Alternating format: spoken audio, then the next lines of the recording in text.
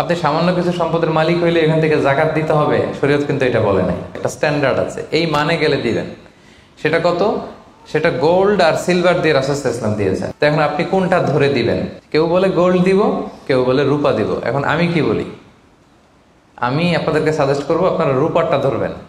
অল্প আসুক না, ধরেন আপনার 1000 টাকা জাকাত আসছে, তা আপনি যদি 1000 টাকা জাকাত দেন, এটা আপনার হৃদয়ে একটা প্রশান্তির কারণ হবে না যে আমি সম্মানিত জাকাত দাতা, আলহামদুলিল্লাহ। এবং এত বড় একটা ফরজ ইবাদতের লিস্টে যে আপনি ঢুকতে পারছেন, এটাও তো কম কিসে, কি বলেন? জাকাত ফরজ হওয়ার শর্ত আছে, এই শর্তগুলো আমরা শুনবো।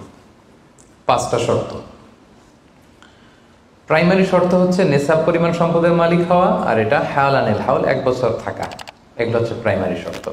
আরো 3টা সেকেন্ডারি শর্ত হচ্ছে আল মিলকিয়া, পূর্ণ ওনারশিপ থাকা, আর জিয়াদা, এটা আপনার অতিরিক্ত টাকা এটা হওয়া, আর হচ্ছে আদামুদ্দুয়ুন, ঋণ না থাকা। এই 5টা শর্ত আমি ব্যাখ্যা করলে আপনি বুঝবেন। 1 নম্বর হচ্ছে নিসাব পরিমাণ সম্পদের মালিক হওয়া। আপনি সামান্য কিছু সম্পদের মালিক হইলে এখান থেকে জাকাত দিতে হবে, শরীয়ত কিন্তু এটা বলে নাই। সুবহানাল্লাহ। আপনি জাকাতের নিয়ম শুনলে দেখবেন যে ইসলাম কতটা ব্যালেন্সড। একটা থ্রেশহোল্ড আছে, একটা স্ট্যান্ডার্ড আছে, এই মানে গেলে দিবেন। সেটা কত? সেটা গোল্ড আর সিলভার দিয়ে রাসূল সাল্লাল্লাহু আলাইহি ওয়াসাল্লাম দিয়েছেন। কারণ তখন গোল্ড আর সিলভারের কয়েন ছিল, মুদ্রা ছিল। আগে কিন্তু সোনা আর রূপা দিয়েই মুদ্রা বানানো হতো, পরে এটা পেপার মানি শুরু হয়েছে, কাগজের টাকা। তো একটা হচ্ছে দিনার আর একটা দিরহাম। তো রাসূল সাল্লাল্লাহু আলাইহি ওয়াসাল্লাম যে থ্রেশহোল্ড বেঁধে দিয়েছেন সেটা হচ্ছে 7.5 তোলা স্বর্ণ বা 52.5 তোলা রূপা। আই রিপিট, এটা সবাই জানেন আশা করি, যে 7.5 তোলা স্বর্ণ আর 52.5 তোলা রূপা।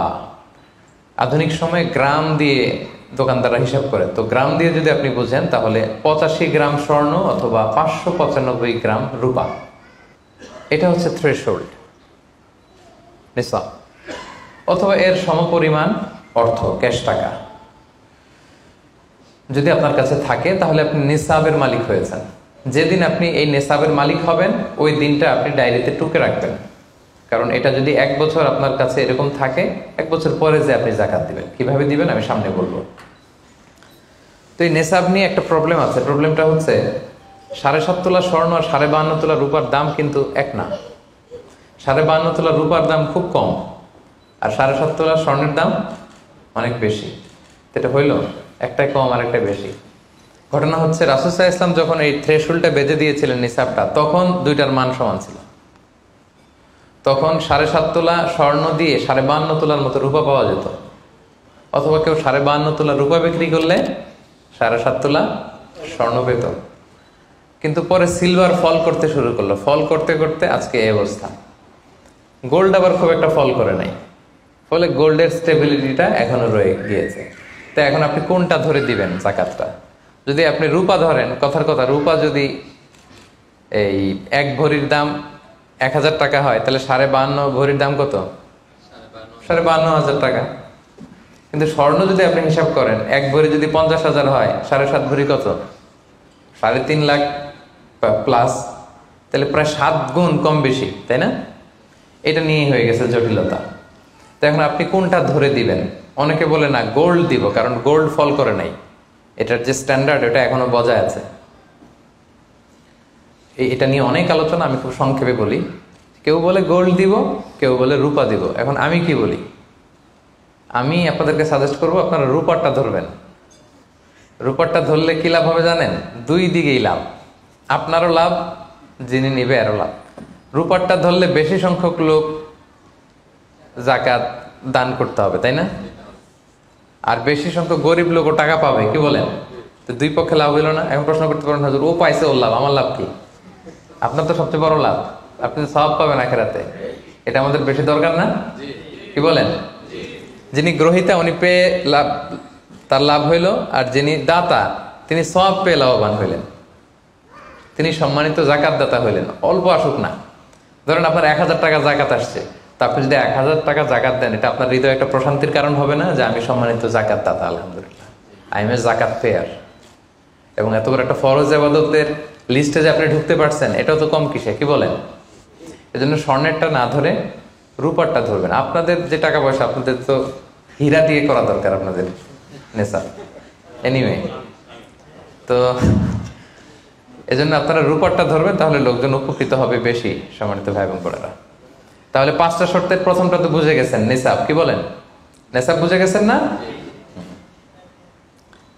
2 নম্বর শর্ত হচ্ছে শুধু এই নেশাব পরিমাণ সম্পদের মালিক হইলেই হবে না ভাইরা, এটাকে হাল আনিল হাউল বলে, মানে 1 বছর আপনার কাছে থাকতে হবে। দেখেন ইসলাম কতটা ভারসাম্যপূর্ণ। কিছু টাকা আপনার কাছে থাকলে এই জাকাত দাও না, এটা 1 বছর থাকতে হবে। যদি দেখা যায় যে আপনার সব খরচ শেষে 1 বছর এই টাকাটা আপনার কাছে অলস পড়ে আছে, তাহলে বোঝা গেল যে আপনি সম্পদশালী এবং আপনার অর্থের একটা স্টেবিলিটি আছে। কি বলেন? তাহলে আপনি নেশাব পরিমাণ সম্পদের মালিক হলেন এবং 1 বছর যদি থাকে, 1 বছর শেষে আপনি জাকাত দিবেন। এই বছরটা কিন্তু সৌর বছর না, সোলার ইয়ারে হিসাব করলে হবে না, এটা লুনার ইয়ারে, চান্দ্র বছরে। খেয়াল রাখতে হবে, সৌর বছর জানুয়ারি ফেব্রুয়ারি মাসের যে হিসাবটা, এটা 365 দিনে 1 বছর। কিন্তু যেটা লুনার ইয়ার, চন্দ্র বছর, এটা কতদিন 1 বছর কে জানে? কেউ জানেন না? 300 হ্যাঁ 354 দিন, রাইট। 354 দিন, সামান্য কিছু সময়। তো 11 দিনের কিন্তু এখানে ডিফারেন্স আছে, 11 দিনের ডিফারেন্স আছে।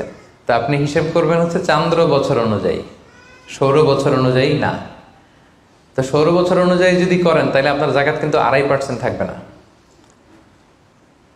চান্দ্র বছর অনুযায়ী আপনার 2.5%, সৌর বছর করলে ওইটা 2.58% হয়ে যাবে। একটু বাড়বে না? কারণ কতদিন বেশি? 11 দিন বেশি, পার্সেন্টেজও বেড়ে যাবে। তখন কিন্তু জাকাত আপনার 2.5% থাকবে না, 2.58%। বলার আগে বুঝে যায়, কারণ সব ব্যবসায়ী সারাদিন ক্যালকুলেটর নিয়ে কোত্থেকে শিপমেন্ট হইলো, কত মিলিয়ন গেল, কত মিলিয়ন ঢুকলো, সব মুখস্থ, যেন বলার আগে বুঝে ফেলতেছে চটচট করে, মাশাআল্লাহ। তো তখন আর 2.5% হচ্ছে না, 2.58% হচ্ছে। তাহলে সম্মানিত ভাইরা, আপনি ধরেন, উদাহরণস্বরূপ ধরেন যে আপনি গত রমজানের 20 তারিখে সর্বপ্রথম নিসাব পরিমাণ সম্পদের মালিক হয়েছিলেন। তো তারপরে আপনি খেয়াল করবেন যে দেখি সারা বছর এই পরিমাণ অতিরিক্ত অলস টাকা আমার কাছে পড়ে থাকে কিনা। থাকতে থাকতে থাকতে থাকতে এই রমজানের 20 পর্যন্ত দেখেন যায় টাকা ওইটা তো আছে, আরো হয়েছে টাকা। তো তার মানে আপনি এখন জাকাত দিবেন, যেহেতু নেসাবের মালিকও হয়েছেন, আবার পূর্ণ একটা চন্দ্র বছরও আপনার অতিক্রম করেছে, স্থায়ী হয়েছে, তখন আপনি জাকাত হিসাব করবেন। তাহলে 2টা শর্ত বুঝলেন না? 3 নাম্বার হচ্ছে ওনারশিপ। আপনার মালিকানা থাকতে হবে, যে সম্পদটা আছে খালি আপনার কাছে টাকা থাকলেই হবে না, এটা কমপ্লিট, আরবিতে তাসাররুফ বলে, কমপ্লিট ওনারশিপ আপনার থাকতে হবে। এখন একজনের আমানতের টাকা আপনার আছে, ওটা আপনি জাকাত দিতে পারবেন? একজন 5 লাখ টাকা আমানত রাখছে, আপনি এটা জাকাত দেওয়া শুরু করছেন, হবে? সেটা তো উনি জাকাত দেবে, এটা তো আপনার আমানতের টাকা, এই টাকা তো আপনার বুঝাই দিতে হবে। তো আমানতের টাকা কিন্তু কমপ্লিট ওনারশিপ আমার থাকে না, এটার হিসাব আমি করবো না। তো এটা বুঝে গেলেন। 4 নাম্বার হচ্ছে এই টাকা আপনার অতিরিক্ত হইতে হবে, আরবিতে বলে জিয়াদা। দেখেন ইসলাম কত সুন্দর। ইসলাম বলে আপনার নিজের পার্সোনাল এক্সপেন্সিস, আপনার লিভিং কস্ট, আপনার সব ধরনের অ্যাকোমোডেশন, আপনার ট্রান্সপোর্টেশন এক্সপেন্সিস, আপনার মেডিকেল এক্সপেন্সিস, আপনার বাচ্চার স্কুলিং, আপনার ইয়ারলি ট্রিপ যদি থাকে, এন্টারটেনমেন্ট, ধরেন বছরে আপনি একবার ফ্যামিলি আউটিং করেন, এই খরচটা, যত খরচ আপনার হতে পারে, এই সব খরচ শেষেও কিছু টাকা আপনার থেকে যায়, ইসলাম বলে ওইটার উপরে জাকাত দিবে। সুবহানাল্লাহ। জিয়াদা, অতিরিক্ত হওয়া শর্ত।